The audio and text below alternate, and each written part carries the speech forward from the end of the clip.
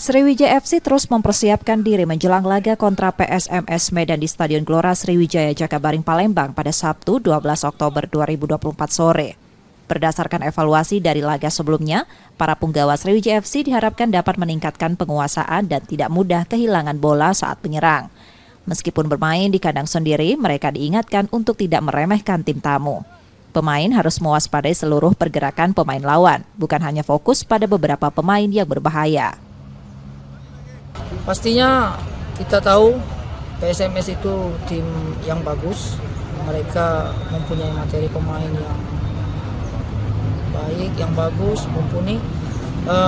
Tetapi terlepas dari itu semua, kita selalu menginstruksikan anak-anak, siapapun yang datang ke rumah kita harus waspadai semua. Jadi kita tidak fokus ke 1-2 pemain, tapi kita bermain secara kolektif.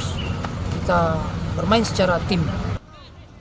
Perlu dicatat, dalam pertandingan ini, Sriwijaya FC tidak diperkuat pemain belaka Gabriel Silva yang terkena akumulasi kartu merah. Pemain diharapkan dapat beradaptasi dengan baik tanpa kehadirannya. Nur Muhammad, Kompas TV, Palembang, Sumatera Selatan.